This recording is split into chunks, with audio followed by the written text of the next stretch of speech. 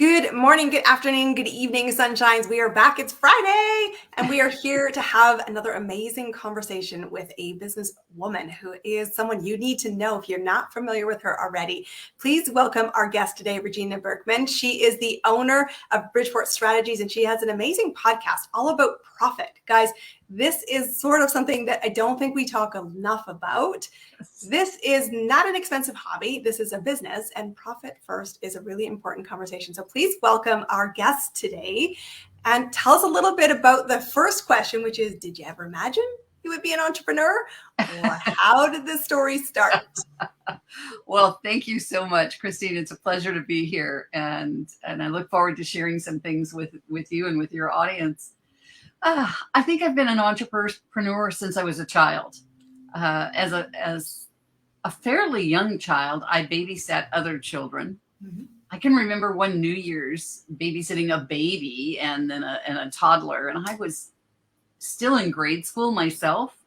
And so, it kind of started early for me. And then I added to babysitting, I added house cleaning, and I would go clean people's houses. And then I would be involved in philanthropic things like going door to door to collect for March of Dimes, that kind of a thing as a youth and a young teenager. And I did work for other people for a number of years, but my heart brought me back to being an entrepreneur. I love that. This is an interesting one. And I'm so glad you said that my first enterprise was babysitting, because I actually think many of us probably said, I did too. And I never thought of that as entrepreneurial. But you did have to network to meet other families, whether your parents were doing it or whether your friends had younger siblings, and that's how you got connected. But I think that's a really great light bulb, which is sometimes we think we start from zero.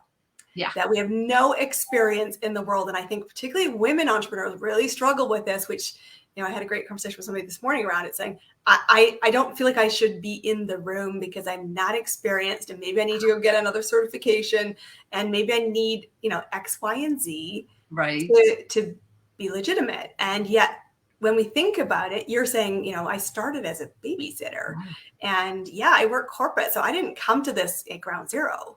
Right. I came to this with a lot of wealth of knowledge behind me.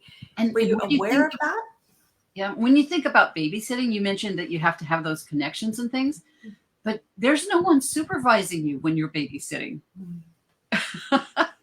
I as a teenager, I babysat for a family that I think they had 5 children, and the mom and dad both worked. I don't know if they owned the grocery store or they both worked in a grocery store a little distance away. So, I was there from sunrise to sunset because they worked long hours at the store. Mm-hmm. And I would have to prepare all the meals, get the kids bathed, put to bed. Just everything. Yeah. And there wasn't anybody looking over your shoulder and saying, do this, do that. You were responsible not only for yourself, but for those around you.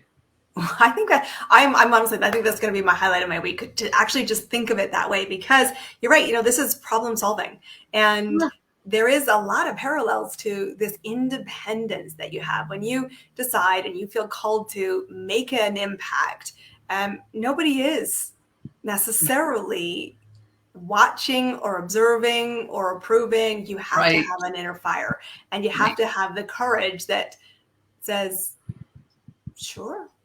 It may be a hesitant, sure. Yes. But I'm curious, when you first started to really build your current business, what did it look like in your mind when you first started? Like, what could you see? What were you casting in your vision? Because the thing I said to somebody this morning was, if you have a really clear vision, you can have it. It doesn't mean that you start with all the skills and capabilities you need to get it. But when you first started and you said, nope, I am going to exit corporate and truly jump in and go all in, what did it look like at the very beginning? Do you remember? Oh, my goodness. So I have to actually take you back a little further than my current business, because I've had multiple businesses. Okay.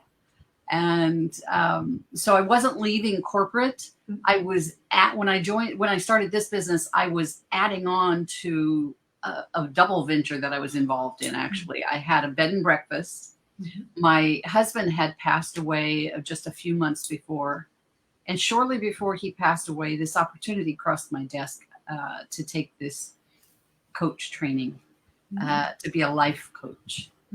And I thought, the timing's not right. The timing's just not right. And I put it away.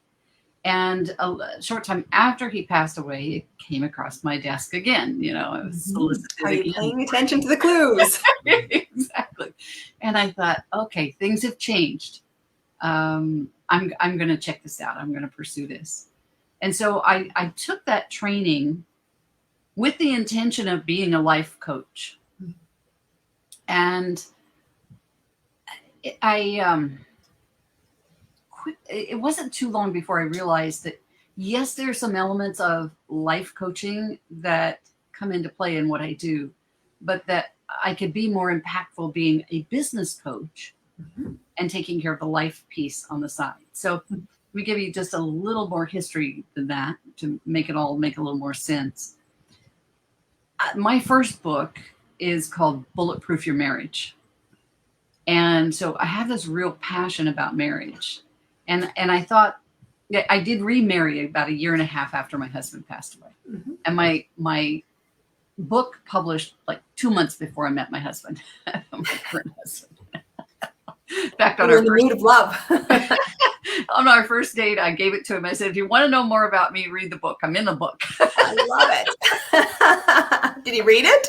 No. So you want to know something even funnier? We had a very short courtship. We are seniors. We're not 35. We're not 40. We're well over those ages.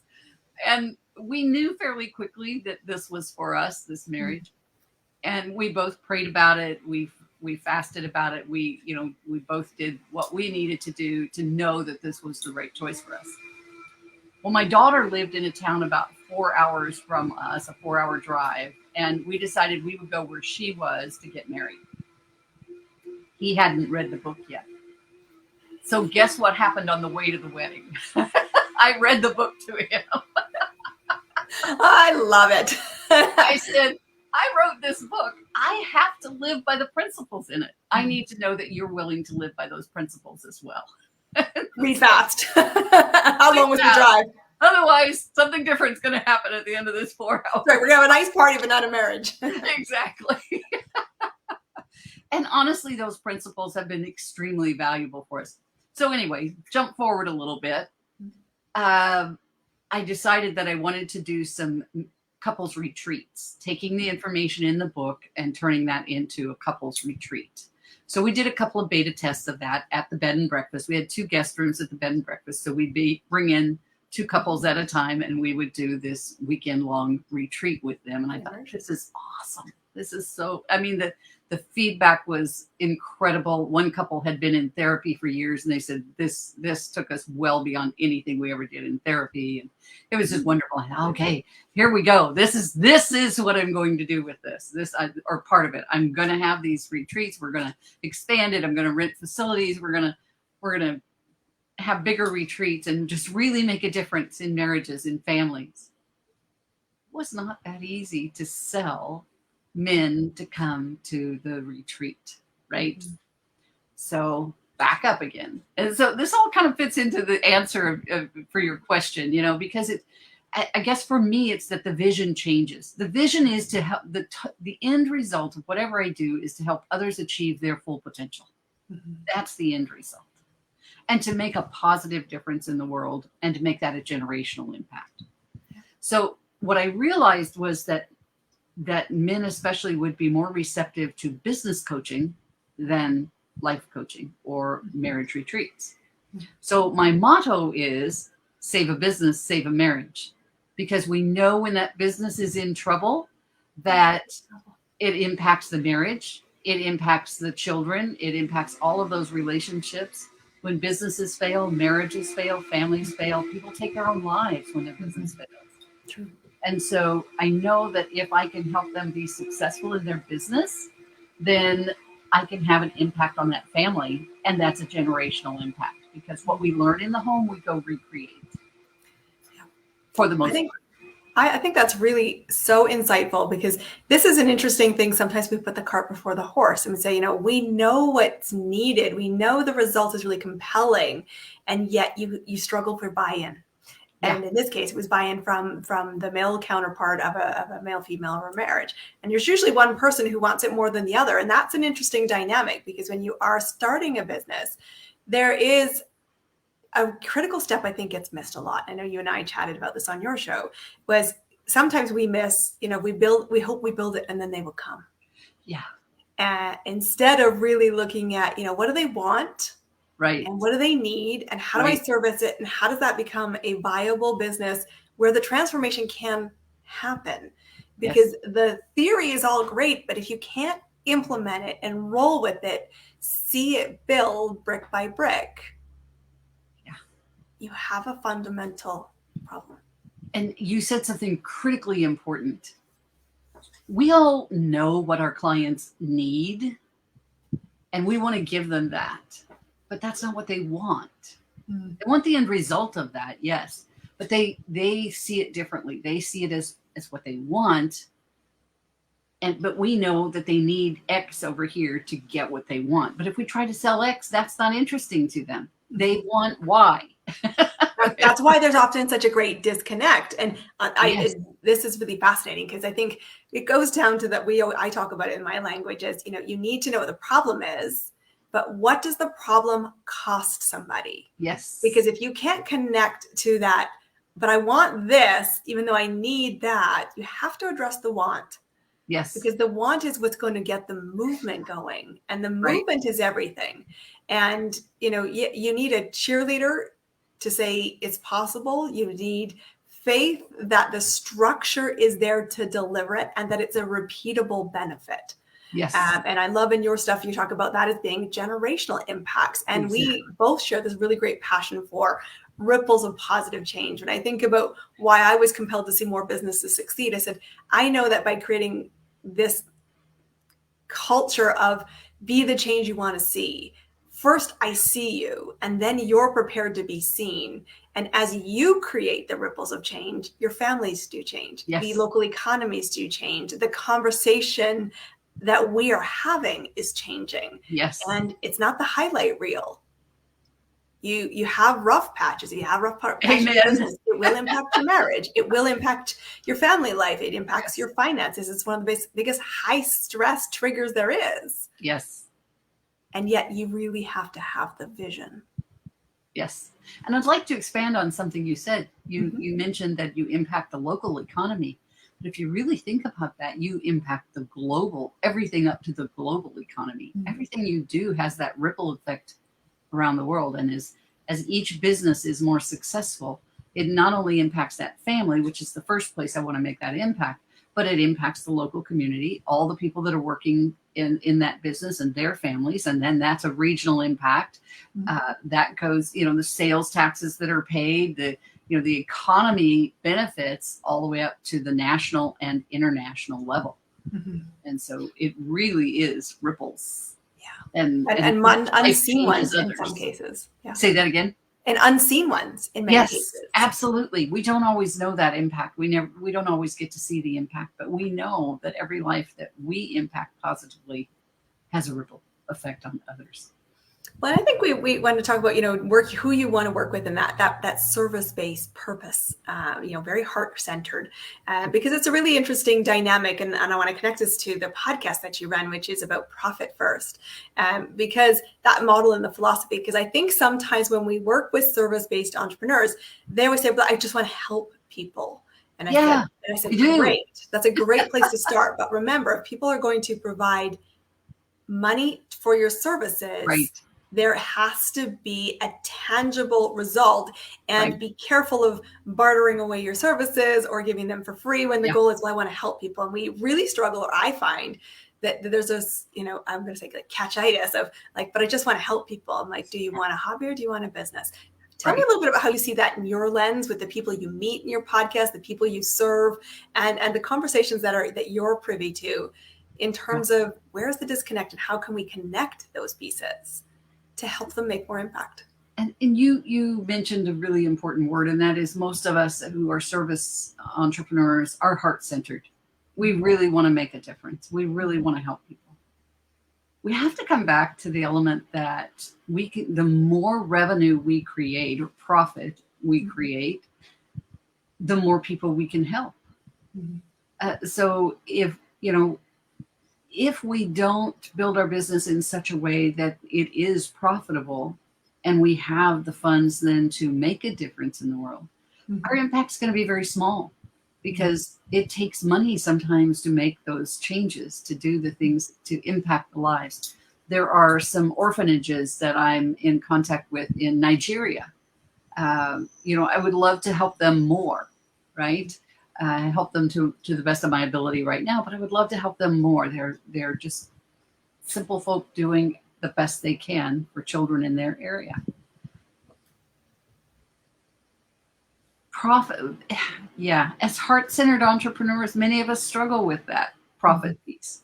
And that's, you mentioned my podcast, and it's called Pursuing Profit with Principles. It's not about the profit for profit's sake. I have never in my life been motivated by money. It just doesn't motivate me. But it's a yardstick and it's a tool. So it's a yardstick of how well I'm doing in the world, because that's how the world recognizes it. And then it's a tool to be able to help more people. So it doesn't make me jump up and down and it doesn't change my value of myself so much as it is what can I do with it? And I think I want to linger on that, because that's a really powerful statement. What can I do with this? Right. And I always think, one of the things that was a real spark early when I started to accelerate my own vision of what was possible and the ripple I could create through the coaching that I wanted to bring to my clients, was the concept that when a man, this is going to be very traditional senses, but when a man wants to start a business, the world would cheer. And he'd say something bold, like, I'm going to make $1 million. Right. And we would clap and believe it without evidence. We would just say, go for it. I'm going to say the balls for it, if you will. That's the lingo that what I would hear. And yet, if a woman who had the same bold declaration, she might get more of a polite golf clap. We also would sit in judgment of how she's going to manage that in the mix of other things she's got going on, particularly if she's a mother or someone who carries the responsibility for others, keeping them alive, well fed and nurtured, and being good humans, which is a huge task, and love, passion. And suddenly this big $1 million dream starts to chip away and might become, a smaller business idea, but too often it becomes, I might take a course. Well, maybe I'll read a book. Well, maybe I'll join a book club, and it scales back rapidly. And it was something I was really seeing throttle in society. This was before the pandemic, and I'd heard a speaker talked about that on the 1st of July, and just said, I'm going to call to arms, if you will, that we can get to choose success by our own measures, because women with wealth, financial wealth, relationship wealth, physical wealth, will do amazing things in the communities we serve. And the more wealth you can create, the bigger you can serve. So get out of your way thinking it's icky to be successful. What I want you to be encouraged to be is successful on your own terms, in a way that feels in alignment with your values. And there is no one way to craft that. There are foundations like profit, like networking, like talking to people, that are going to be consistent regardless of the order or the vehicle that you really choose to adopt, but the foundations are the same. Don't get icky about creating wealth as multi-textual, not just single dimension, because we will do amazing things when we can do that. And I thought, how do I show that example? And then encourage the right conversations. And that's the genesis of this community, which is you come through the door and say, this is my big dream. And we say, I see you. Right. And how can we help you on that journey? And we take it at face value, because we all have similar big vision. Right. And I mean big for us, not big by judgment of anybody else's, but big for us. Good for us. And we Absolutely. whisper it to each other in safe spaces, in communities, in Right. conversations, in podcasts, until we can start to stand in it confidently. So talk to me about standing in your confidence on your journey. Was it always there? Good question. I would say it's not always there. Still, there are still days of doubt. There are still moments of doubt. And can I go back to something you said a moment ago, though? There was a critical word that you used, and that was value. And if we're struggling to charge for our services, we need to come back and recognize that we are exchanging values. We're providing a value, they're providing a value in return. It's their money for the service, the benefit that they're going to get through working with us. It's a value, and we have to recognize the value that we bring to them, and then that can start to help develop that comfort zone with charging for that value. It's an exchange of value. You wouldn't ask something of someone else without being willing to give them something in return for whatever it is that you ask them for, right? It's no different in our businesses. It's people expect to pay for value. And without the value, without transaction, you won't have the same transformation. Exactly. Because you'd leave the back door open. Exactly. And I have a friend of mine who is speaking at an event I'm hosting on the 20th of July. And one of the reasons I love right now, she's stepping so boldly into businesses love and that messaging. And the reason she's choosing that path, and we had a great conversation about it, was because we have a crisis right now where we don't know and own our value. And as entrepreneurs, if we don't know our value, that's one of the reasons we're struggling with client acquisition and clients consistently flowing to us, not hunting for them. It's a very different energy. It's a very different thing. And it comes down to, I always think this is my tip to the communities if you're watching, is whatever number it is you charge, it does not matter. What you need to do from a value perspective inside is say, whatever that value is, I want to 3x it, 5x it, 10 it. I want them to know at the end that this was a foundation, that this is going to give them skills for life, or a lens for life, or a confidence that builds in dominoes in ways to the ripples that I can't see, so that I know when I state that number, I know it's infinitely worth more than that. And I can help them see that. And then I'm committed to showing up at the highest level to make sure they get that value. And be in alignment with only offering when I know I can. And if not, don't make false promises. It's so not in integrity, which is my core value, but it's also, it doesn't serve anybody. And go back to, why are you here? You're a purpose-driven, service-based entrepreneur. Excuse me, just a moment. My husband is cooking in the other room. And he's making hot sauce. And the pepper, you're inhaling it. Inhaling that pepper. Take a moment. It's gotten suddenly hot in here. Let me take just a little drink here, see if that washes that away. Oh, no, that's so cute. Hopefully it's going to be great. Now I want hot sauce. He makes awesome hot sauce. He really does. So good to know these random extra things. Got his peppers cooking away. And so how fun. And it just kind of went, oh. Just comes over you guys. Sometimes the heat in the kitchen rises unexpectedly. It's true story in life and true story in business. So I'm curious, you've come through this different iterations in business that still goes back to the vision was clear. I felt compelled. It iterated in different ways. I stand in my truth, and I am having bold conversations. When you look forward, you told me that you've got a challenge coming around. Why a challenge, and what do you want? Why would people want to be there? And what's the big impact that you're creating by going down this road? Awesome. A challenge, I think, is a great way to help make a difference in a short period of time. So it's a 5-day challenge, and it's an hour a day. And then we have 5 guest presenters on top of the hour that we're going to do. There's networking involved, so there's an opportunity to collaborate, to make connections, for everybody to increase their connections. And each day they'll have a workbook to go through with the material that we have, but each day they'll have some assignments to implement in their business. Mm-hmm. The last time I ran a challenge, it was actually a 21-day challenge instead of a 5-day challenge. One of the ladies in that challenge had her business for some time. She took one thing from that challenge and more than doubled her business. Mm-hmm. She had more business that month than she'd had in the past year by just implementing one step. Mm-hmm.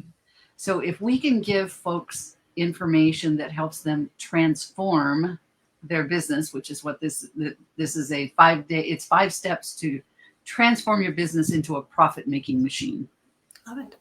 And so we start with mindset, we end with leadership, and in the middle, we pack in a lot of things about, where you need to focus in your business, what you need to be doing in the business, to show people how they allocate their time properly to the areas that really will produce 80% of their revenue. Spend 20% of your time here, it will produce 80% of your revenue. We're going to focus on what systems you need to have in place so that your business runs smoothly and ultimately can run without you, so that someday you have a business you can sell if you choose to do so, or a business that you can step away from and hire somebody to run because it runs smoothly. Everything's in place. Most of us don't build our business with a proper foundation. And then when we go to want to exit, we have nothing to sell. So we put all that time into it and we have nothing to sell. Now that happened to me back in 2008, 2009 with that financial crash that we had. I had a 12-year-old staffing firm that was doing a little under $5 million a year in business. We had 6 offices. We were doing pretty well, and we were out of business and had nothing. It was just close the doors, sell everything and close the doors. It was not a fun time, right?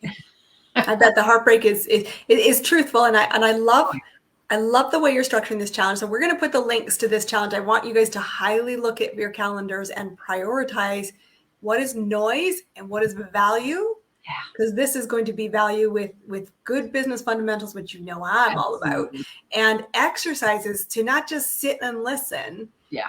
Stop doing that. Please attend events that are action orientated, where you will have next steps that you also go into. Yes. Protecting your calendar and scheduling the implementation before you start this exercise, because implementation is everything. Yes. And I know that the foundations that you bring, because I know you and I were like so from the same song sheet, which is why I'm so excited to have you here and talking about it. It sounds awesome. When does it start? It starts on July the 18th, and the official 5 days go through the 22nd, which is that Friday. But then we have another special bonus session on the following Monday. And our speaker there is going to be taking us through some EFT or tapping to help us release those things physically that we're holding on to. We talk about mindset a lot, but it's not all mindset. A lot of it's in our physical realm that needs to be released, and we do that through the tapping process. So she's going to take us through a tapping process on Monday the 25th. So it's going to be fun. It's going to be fun. Sounds awesome. So I'm going to ask people how do they find you? Because honestly, you guys, if you're not familiar with this amazing woman, I want you to follow her, be part of her podcast, support her, because she's like a truth teller. The kind of people that I love around my community, because we have this simple goal. We want you to succeed. Absolutely. So where is the best way for people to connect to you? And then we'll put the details in. I'm on LinkedIn. I'm on Facebook. I have a group on Facebook that's called Entrepreneurial Leaders Making a Difference. They're welcome to join that group as well. you'll find me under either Regina Partain or Regina Bergman or Regina Partain Bergman. You're a bit like me. You can find me under 3 names. My former married name was Partain, and my first book was put out under Partain, and then I've got books out under Bergman. So I thought, let's just put it all together so people can find me. I so appreciate that. I so appreciate that. And graciously, my husband accepts that I'm still using my former married name. We have chapters in our lives that come before. It's true. Yes, and just remember, all of them make you who you are. It's been awesome to sit down and have a conversation with you. Thank you for being our guest today. Guys, please check her out and be back here next Friday. I've got another amazing guest who's doing great ripples of change, someone who's in my mastermind group. So come back next Friday and we will see you soon. Have an amazing weekend. Take care, everybody. Bye-bye.